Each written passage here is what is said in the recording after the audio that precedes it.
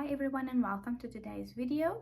This is an IEB circle geometry question suitable for all grade 11s and 12s who want to practice their circle geometry. Before we start, please be sure to drop this video a like, subscribe to our channel for more maths content, and let's get into it. Here it says two circles touch each other externally at point P. QBR is a common tangent to both circles at point P. EDRC is a tangent to circle PBFC. That means here this little circle, this is creating a tangent. Then they're telling me RCA is Y, RCA is Y, RCA, and then DAC denoted as X. Also, lastly, they tell me that AD runs parallel to BC as marked by the little arrows. So here we are going to have a look at the questions. Question 1 says, name with reasons 4 other angles equal to X. Now, if we look on the diagram, here we have angle X. So some others that might equal to angle X could be angle E, because of our bow tie theorem. I'm saying shoop, shoop, shoop, shoop. So the corner angles would be the same value. Next, if we look at A1 being X, that is happening at a circumference. So possibly if we look at the tan chord theorem, this was subtended by these 2 points, this arc. So that means angle P1 would also be X by tan chord theorem. Here, from the tangent to the chord subtending to A1. So that's another one that's equal to angle X. Next up, if we use those parallel lines, A1 is X, so C2 should also be X. And this is by alternate angles, that N or Z shape. So we see that angles being created there. And then the last one is, over here, this is also happening at a circumference. So if you see the arc which subtended it, it was this one, PB. So angle P5 creates tan chord with that one as well. Tangent to chord subtends to that point. So those are your 4 angles which are also equal to X. Here's the write-up. All of our statements. It's important to label your angles correctly. Set them to X. And then have the correct geometry and the reasons to support what you've done. The next question says, show that EPA is equal to X plus Y. So I'm going to have my workings alongside so you guys can also follow. So with our RTP, our required to prove, EPA,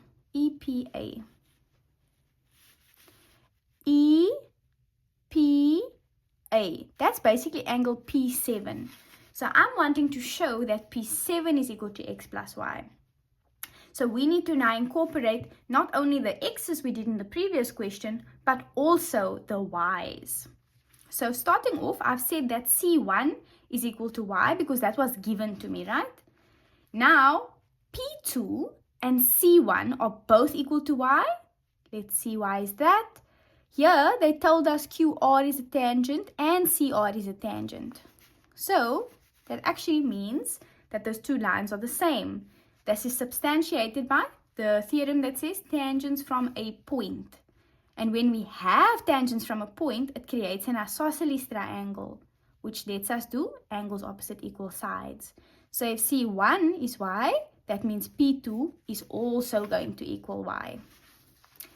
Then DRP, I'm going to set that to 2Y. Because if this is Y and this is Y, you can see that the base of the triangle has been produced. Y and Y add up to 2Y by the exterior angle. Okay, so using all of this information, the 2Y over here, the X at angle E, and P1 angle X. P1 angle X. If I put all of that together, it actually forms a triangle. Our triangle being REP. Now that's super cool, because if we set this, and this, and we make a computation with 180 degrees, it's going to help us to obtain the value of P8. So here we go. P8 is obtained by taking 180, which is the constant of a triangle, and subtracting all of the other values in that triangle. So we're going to have this type of representation.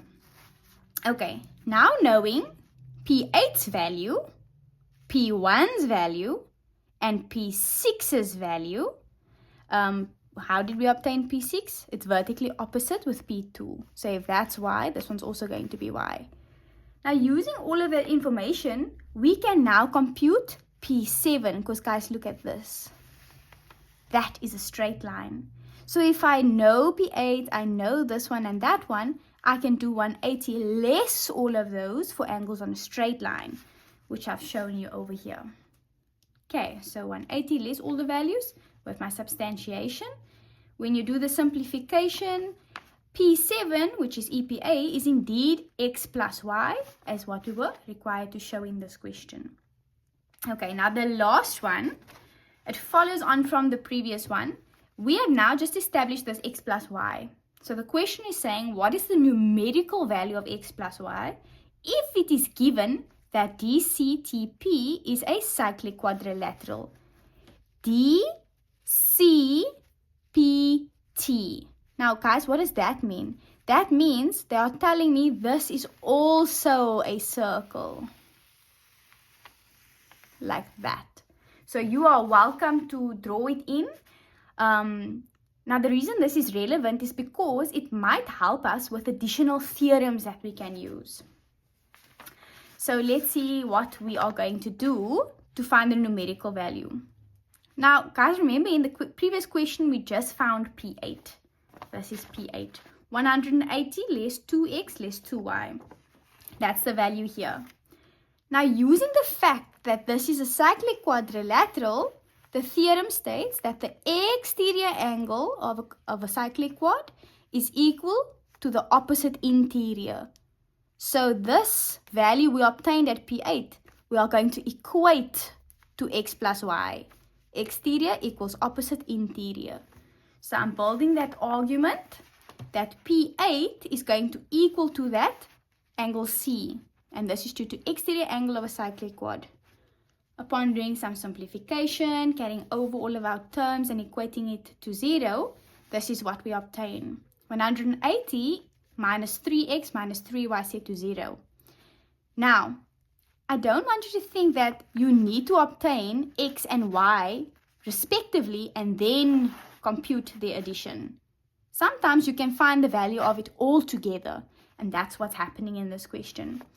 So if we take this workings we just obtained, 180 degrees minus 3x minus 3y set to 0, and we carry these two terms over to the other side, it changes to positive 3x and positive 3y. At this point, guys, we are so close to getting x plus y. All we have to do now is extract 3 as a common factor. So that leaves me with 3 bracket x plus y. Now, to isolate the x plus y, I'm going to divide my left-hand side and right-hand side by 3. Okay, because in doing so, it will isolate this bracket and give me a simplified answer on my left-hand side. So then my solution to x plus y is the 180 degrees divided by the coefficient on the other side. So look at that, guys. The value of x plus y is actually 60 degrees. So as I said, it's not going to be that you need to find them separately. You can find their value all together, the numerical value of the summation. So this was a very challenging question. I think it's a wonderful question to try before you have to do your exams. If you found this useful, please share this with your friends and drop us a comment if you have any questions. We'll see you in the next video. Bye.